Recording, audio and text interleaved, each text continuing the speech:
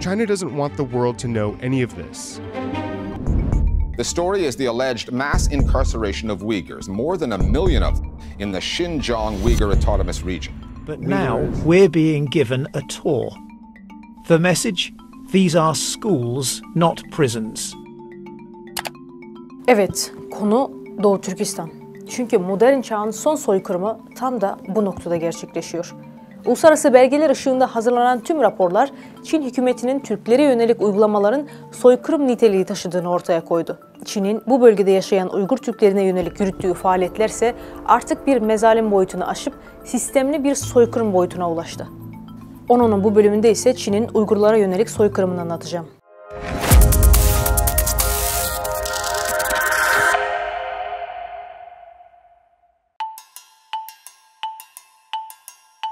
Peki Çin'in Uygur ve Kazaklara yönelik faaliyetlerine neden soykırım diyoruz? Bu soruya cevap verebilmek için öncelikli olarak soykırım kavramına bakmamız gerekir. Soykırım ya da jenosit kavramı ilk kez 1943'te Yahudi hukukçu Lemkin tarafından kullanıldı. Yahudi soykırımı dehşetine tanık olan ve bir erkek kardeşi hariç bütün ailesi öldürülen Dr. Lemkin, hayatı boyunca soykırım kavramının uluslararası hukuk tarafından bir suç olarak tanımlanıp kabul edilmesi için mücadele etti.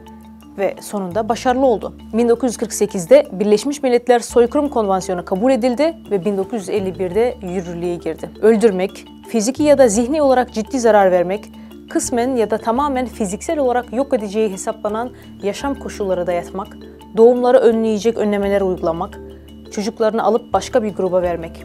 Eğer bir millet üzerinde bu baskıların hepsi yapılıyorsa soykırım uygulanıyor demektir. Soykırım durdurulması gereken uluslararası bir suç. Sözde yeniden eğitim maksadıyla oluşturulan toplama kamplarında bariz bir şekilde ötekileştirme ve asimilasyon politikası uygulanıyor. Dinsel, ırksal ve etnik nedenlerle insanlar sınıf ayrımına tabi tutuluyor. Doğu Türkistan bölgesinin kontrolünü sağlamak, Uygurları ve diğer Müslüman azınlıkları daha kolay yönetim altına almak amacıyla en başta nüfus azaltmaya yönelik faaliyetler uygulanmış. İnsanları asimile etmek, geçmiş tarihinden, kültüründen soyutlamak amacıyla planlı ve sistemli çalışmalar yürütülmüştü. Tüm bu faaliyetlerin en temelinde nüfusun tüketilmesi maksadı taşıdığı çok net bir şekilde ortaya çıkıyor. Eğitim kampları, zorunlu evlilik ve doğum politikaları gibi uygulamalarla bir grubun nesli adım adım yok ediliyor. Gerçek şu ki kökenleri çok eskiye dayanan bu zulüm artık bir soykırıma dönüştü. Bugün bile halen devam eden bu soykırım geç de olsa gündeme geldi ve yapılanlar devletler tarafından soykırım olarak nitelendirilmeye başlandı. Ayrıca araştırmalar, uydu görüntüleri, tanıkların konuşmaları, Çinli polis memurlarının itirafları, Çin'in Uygur Türklerine yönelik yürüttüğü faaliyetlerinin soykırım olduğunu ortaya çıkarıyor. Şimdi Uygur Türklerinin maruz kaldıkları zulmün soykırım olduğunu güncel verilerle açıklayalım. En öncelikli olanı şu: yurt dışındaki Uygurlar aileleriyle halen hiçbir şekilde irtibat sağlayamıyorlar ve bu konunun tek muhatabı Çin misyonları hiçbir şekilde bu konuya cevap vermiyor. Haber almak insanların en temel hakları. Çin hükümeti bugün insanların elinden en temel haklarını bile alıyor. Düşünün, yıllardır ailenizden hiçbir haber alamamışsınız. Ne halde olduklarından bir habersiniz. Ne hissedersiniz? Sadece bu değil, ailelerinin izini süren yurt dışındaki Uygurlar da sınır ötesi baskının hedefi haline gelmiş durumda. Bu, yurt dışına seyahat eden veya Çin'e dönen Uygurları izlemek için güvenlik personeli tarafından kullanılan resmi bir el kitabı. Kitabın kapağında "Biz seni senden daha iyi tanıyoruz" yazıyor. Bu neyi gösteriyor biliyor musunuz? Çin hükümetinin son 10 yıl içinde yurt dışına çıkan her Uygur'u potansiyel tehlike olarak algılayıp yurda döndüklerinde terörist damgasıyla yeniden eğitilmesi gereken insanlar olarak baktığını gösteriyor. Ki 2009'dan bu yana tutuklanıp yeniden eğitilmesi gereken insanların listesine baktığımızda aralarında rektörler, sanatçılar ve kıdemli meslek sahibi insanlar vardı. Onların yeniden eğitime ihtiyacı yoktu. Sadece yurt dışına, özellikle Türkiye ve Avrupa ülkelerine çıkan insanlar Çin için yüksek tehlike arz ediyordu. Çünkü Çin felsefesine göre farklılık tehdittir. Çin, dünyanın Doğu Türkistan'daki soykırıma göz yummasını istiyor ama Uygurlar zulüm görmeye devam ediyor.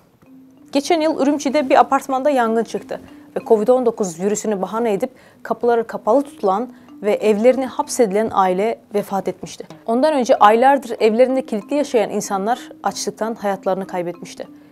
Çıkan yangın en az 10 kişiyi öldürdüğünde halk dehşete kapılmıştı ve ülke çapında Covid kısıtlamalarına karşı büyük gösteriler olmuştu. Covid kısıtlaması sonrası Çin'de meydana gelen tüm olayları anlamak çok önemli.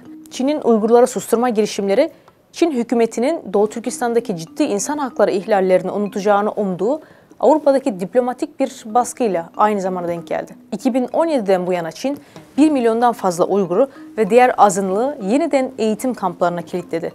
İnsan hakları grupları zorla kısırlaştırma, kültürel asimilasyon ve camilerin yıkılmasına yönelik kampanyaları belgeledi. Bu görüntüler Myanmar'dan veya başka bir bölgeden değil, Türklerin yok olmakta olan ana vatanı Doğu Türkistan'dan. Ancak son zamanlarda devlet baskısının görünümü değişti.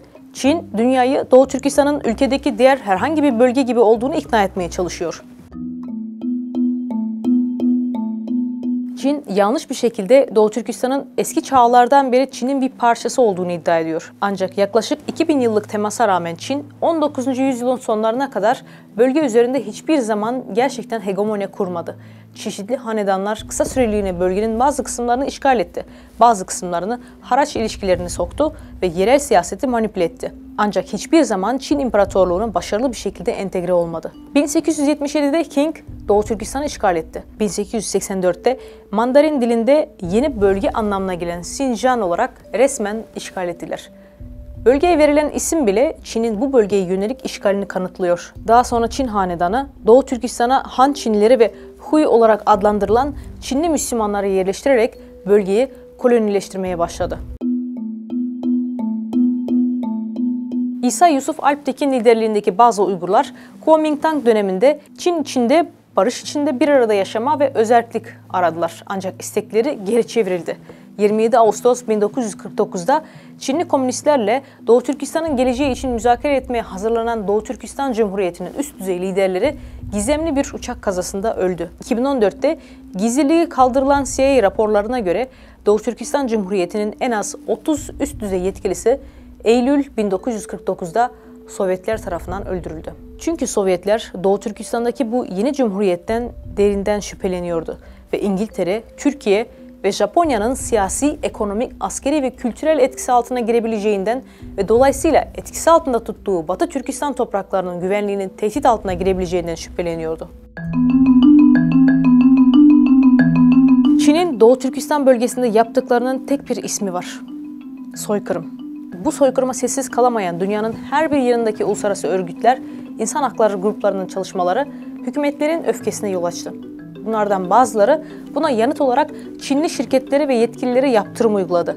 Çin Komünist Partisi eleştirileri yalan olarak görmezden gelse de yanıt vermiş gibi göründü. Çünkü 2019'a kadar Çin tutukluların çoğunu mezun olduklarını açıklayarak kamplardan çıkardı. Bu, uluslararası baskının Çin Komünist Partisi üzerinde ne kadar etkili olduğunu gösteriyor.